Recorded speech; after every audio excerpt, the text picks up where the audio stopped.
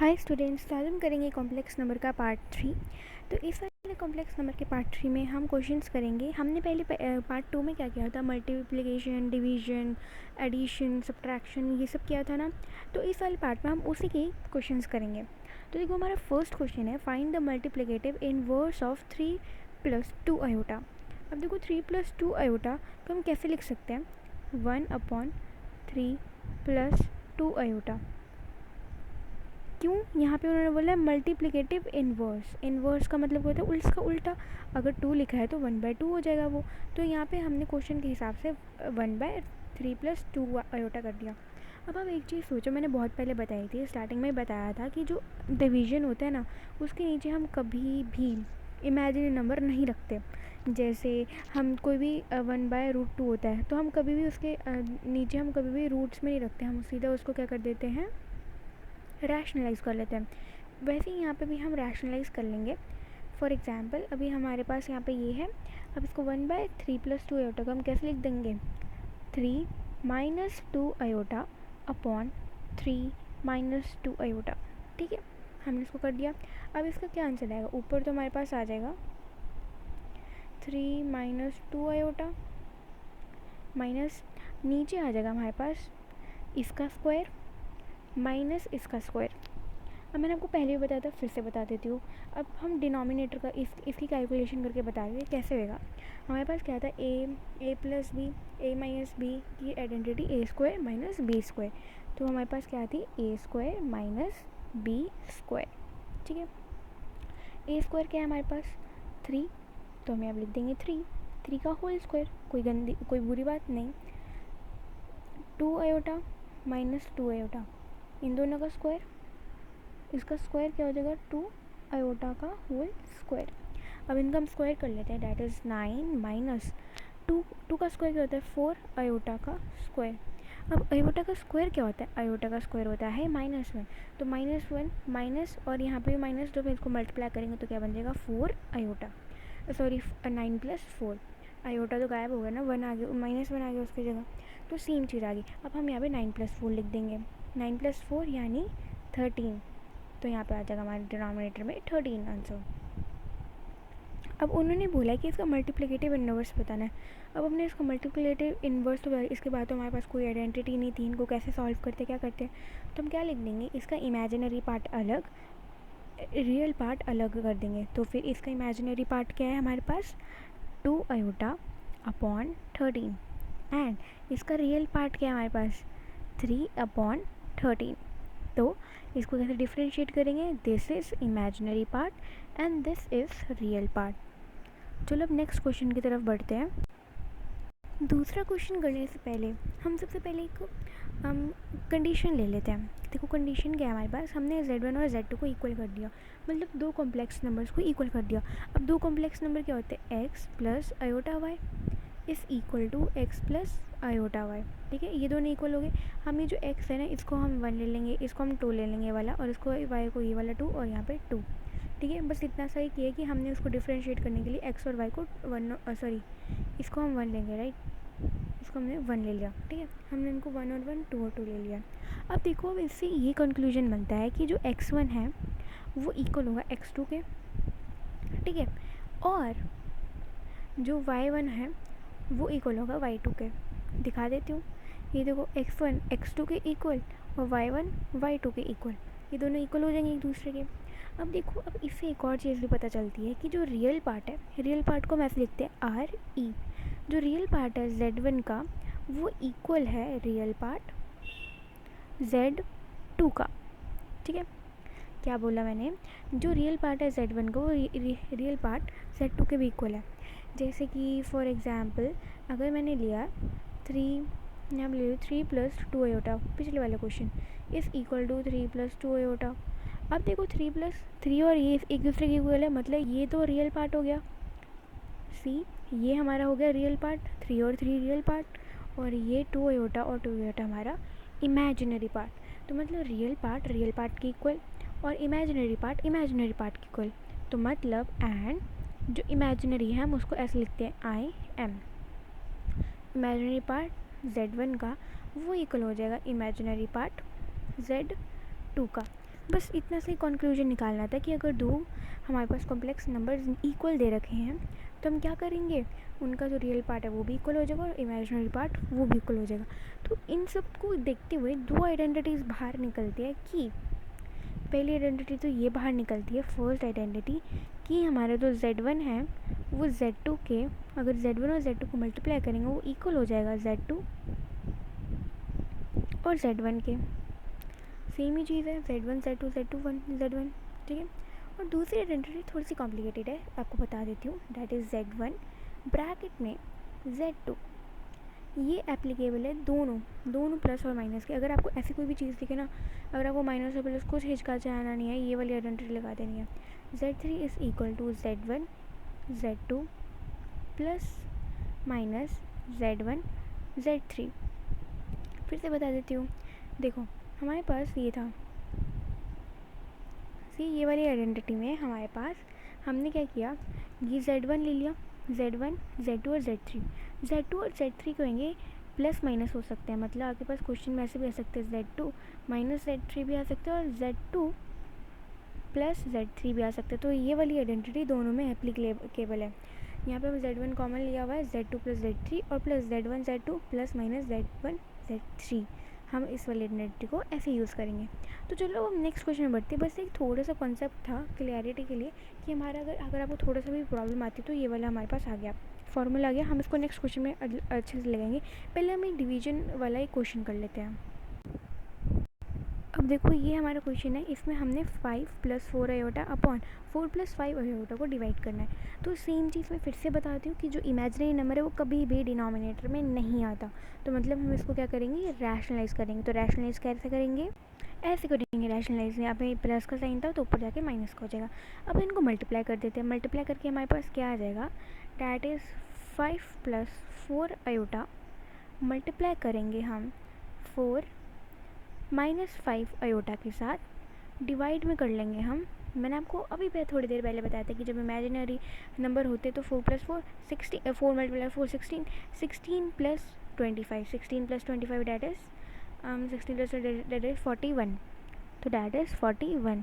तो हमारे पास यहाँ पे 41 आ गया डिनोमिनेटर में। अब इनको भी मल्टीप्लाई कर देते हैं। डैट यहाँ पे आ जाएगा हमारे पास 20, 5 4 ज़ा 20 - 25 iota plus 16 iota minus 20 iota का स्क्वायर अपॉन 41। फिर से दिखा देती हूँ आपको। यहाँ देखो 4 5 ज़ा 20, 5 5 ज़ा 25 आयोटा, फिर उसके बाद हमारे पास 4 मल्टीप्लाई होगा हमारा, 4 4 ज़ा 16 iota and 4 × 5 that is 20 iota. इसको फिर से सही कर देते हैं सारा ना।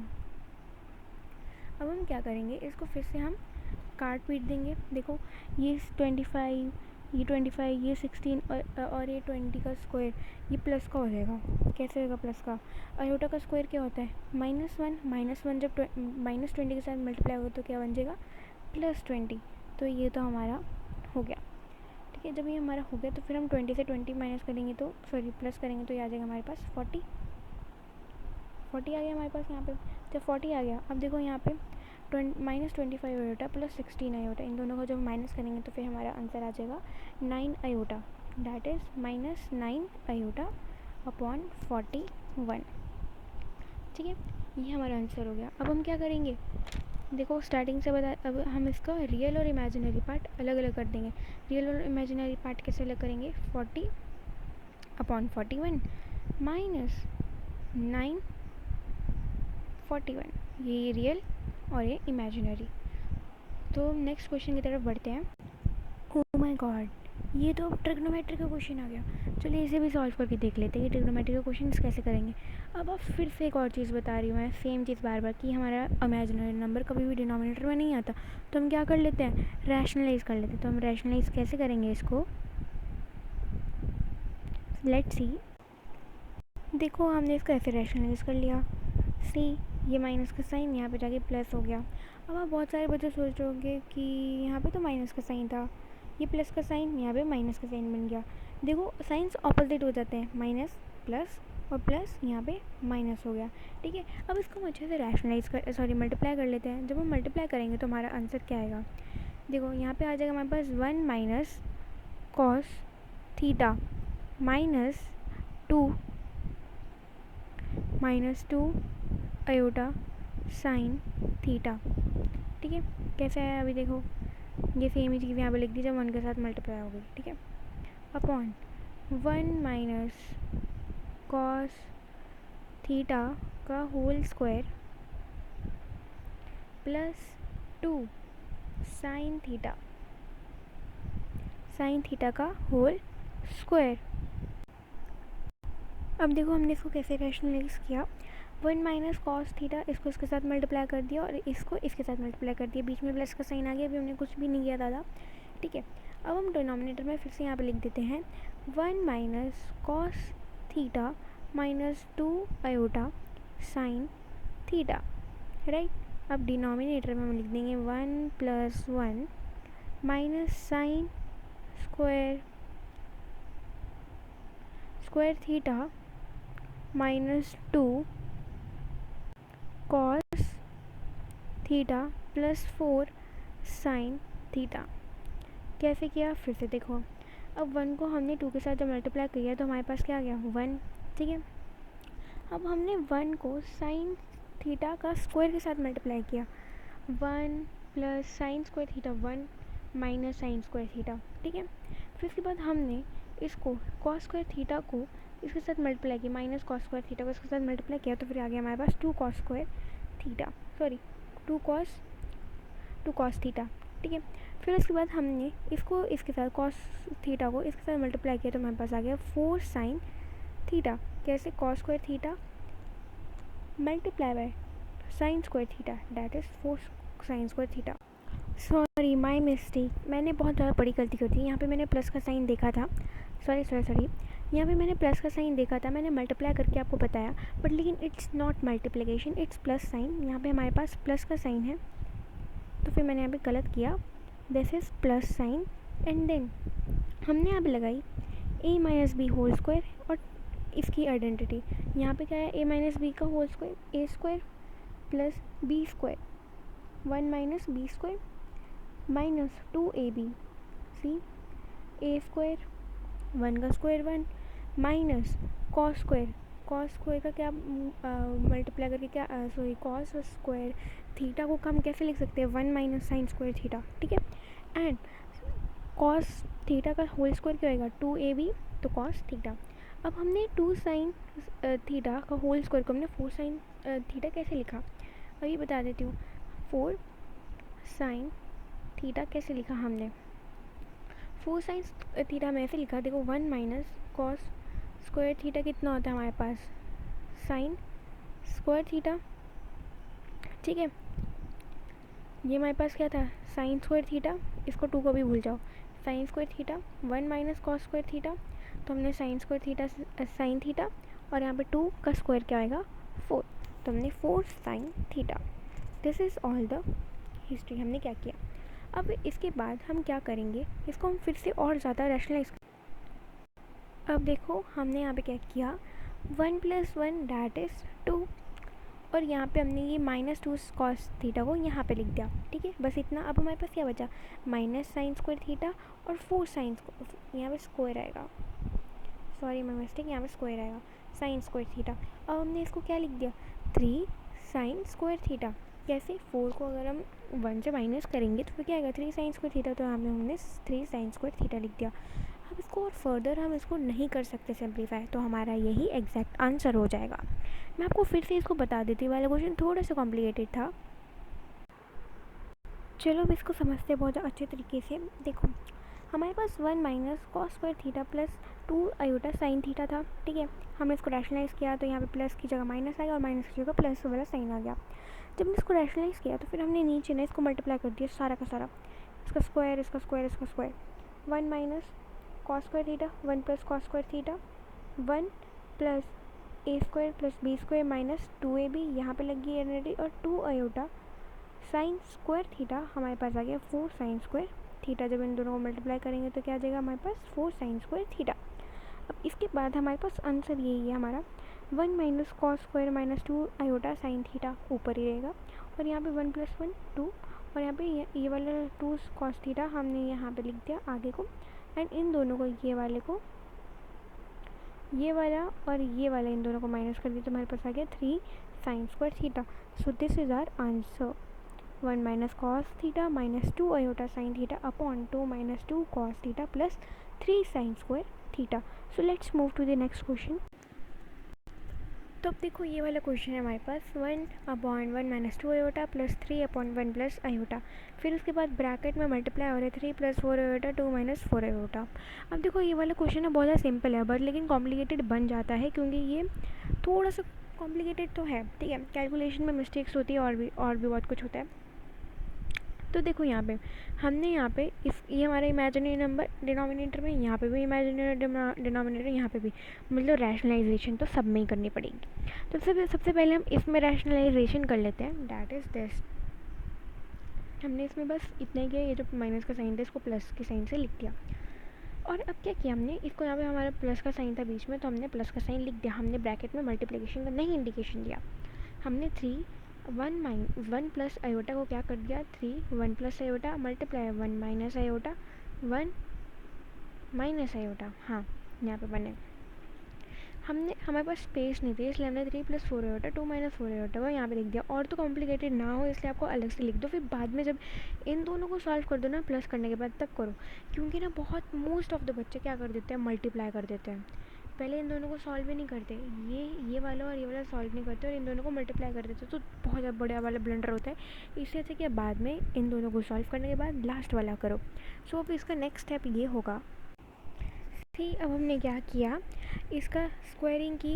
मैंने आपको पहले ही बताया कि हमने कैसे स्क्वायरिंग करनी है. यहाँ पे प्लस का साइन आ जाएगी क्योंकि आयोटा का स्क्वायर हो रहा है. ठीक है, सेम चीज़ इसकी हमने यहाँ पे स्क्वायरिंग की और इसका हमने यहाँ पे किया.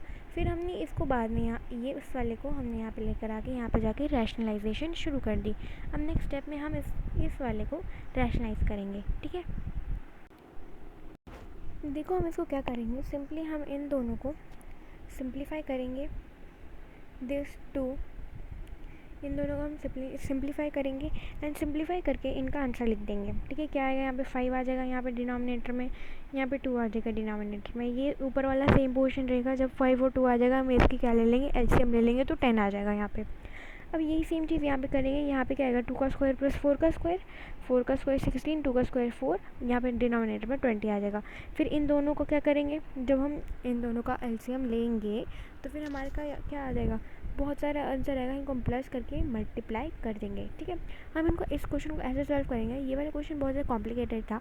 नेक्स्ट वीडियो में इसका पूरा कंप्लीट सॉल्यूशन दूंगी मैं आपको. अब हम नेक्स्ट पार्ट में पढ़ते हैं हमारे.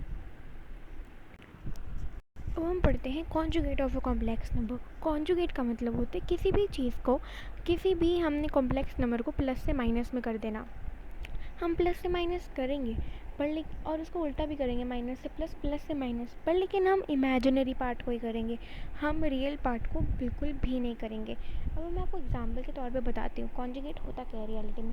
हम कॉम्प्लेक्स नंबर को कैसे लिखते हैं, x plus iota y. Right, अब हमारा कॉन्जुगेट हम कैसे रिप्रेजेंट करते हैं, इसके ऊपर एक डैश. कैसे रिप्रेजेंट करते हैं, डैश के, किसी भी चीज़ के ऊपर हम डैश लगा देंगे तो क्या हो जाएगा वो कॉन्जुगेट. अब इसको हम क्या लिखेंगे कॉन्जुगेट. मैंने आपको अभी क्या बताया कि हम प्लस को माइनस कर देंगे और माइनस को प्लस कर देंगे, तो मतलब यहाँ पे x माइनस आयोटा y आ जाएगा. पर लेकिन ये वाला जो x है ना, ये रियल पार्ट है. x क्या है, हमारा रियल पार्ट है. ये माइनस या प्लस में नहीं चेंज होगा. ये सिर्फ और सिर्फ ये इमेजिनरी पार्ट ये वाला चेंज होगा. जैसे कि प्लस से यहाँ पे हमारा माइनस हो गया. कुछ एग्जांपल्स भी बता देती हूँ और ज़्यादा. जैसे कि पहला एग्जांपल हम लिख लेते हैं 1 + 2 iota is equal to z. Complex number है ये. अब हमारे को इसका z कॉन्जुगेट बताना है. ठीक है, इसका z कॉन्जुगेट क्या हो जाएगा हमारे पास, बताओ जल्दी बताओ जल्दी बताओ. इसका z कॉन्जुगेट क्या हो जाएगा हमारे पास, इसका z कॉन्जुगेट हो जाएगा जब हम z के ऊपर कॉन्जुगेट लगाएंगे इज़ इक्वल टू, यहाँ पे प्लस है तो हम यहाँ पे लिख देंगे 1 - 2 आयोटा. पर यहाँ पे ये जो 1 है ये ना ही प्लस में होगा ना ही माइनस में चेंज होगा, ये अपने ही साइन में रहेगा. अगर माइनस में तो माइनस, प्लस में तो प्लस, बट लेकिन इट वुड नेवर चेंज. एक और एग्जाम्पल कर देते हैं इसके ही regarding, that is 3 minus 4 iota is equal to complex number and Z conjugate क्या होगा। चलो चलो जल्दी बताओ। इसका कॉन्जुगेट हो जाएगा z का conjugate is equal to 3 plus 4 iota, यहाँ पे माइनस का था और यहाँ पे ये प्लस का हो जाएगा। सो यही हमारे कॉन्जुगेट होते हैं। नेक्स्ट वीडियो में मैं आपको इसकी प्रॉपर्टीज़ बताऊंगी कॉन्जुगेट की, और हम बहुत सारे और भी क्वेश्चंस करेंगे डिवीजन सब्ट्रैक्शन के, जो अभी हमारे रहते हैं, क्योंकि बहुत ज़्यादा टाइप्स के क्वेश्चंस आपको करवाऊंगी मैं, एंड वीडियो में करवाऊंगी। अभी तो थोड़ा सा कॉन्सेप्ट पढ़ा रही हूँ और उसके क्वेश्चंस करवा रही हूँ एक तो। अब हम जब चैप्टर ख़त्म होने वाला होगा उसके एंड में हम कॉन्सेप्ट्स के साथ पढ़ेंगे भी, और उनके साथ बहुत सारे क्वेश्चंस भी करेंगे, जैसे कि एक्स वाई ढूंढना, किसी का इमेजिनरी नंबर ढूंढना। अब हम नेक्स्ट वीडियो में हम क्या करेंगे ये भी सुन लो। नेक्स्ट वीडियो में हम करेंगे किसी भी कॉन्जुगेट की प्रॉपर्टीज़ निकालना। प्रॉपर्टीज़ क्या क्या होती है हमारी कॉन्जुगेट की, और उसके हम कैसे अप्लाई करेंगे क्वेश्चंस में, हम कैसे निकालेंगे वाई एक्स की वैल्यू, इनकी वैल्यू कैसे निकालेंगे हम। तो हम ये निकालना सीखेंगे कॉन्जुगेट की प्रॉपर्टीज़ के साथ। अब मैं आपको आपके होमवर्क क्वेश्चन दे देती हूँ। So this is your today's homework. 4 plus 9 iota is equal to z, z conjugate बताना है। ये तो देखते ही पता चल रहा है मैम। अब यहाँ पे हमारे को नेक्स्ट क्वेश्चन है 10 माइनस 4 आयोटा जेड, और इसका जेड का कॉन्जुगेट बताना है। बस इतना सा बता दिए, प्लस का माइनस हो जाएगा और माइनस का प्लस हो जाएगा, बाकी सब कुछ सेम। आपको तो होमवर्क यहाँ पे सॉल्व हो गया। सो this is for today's video. मिलते हैं नेक्स्ट वीडियो में in the part 4। Thank you and have a nice day.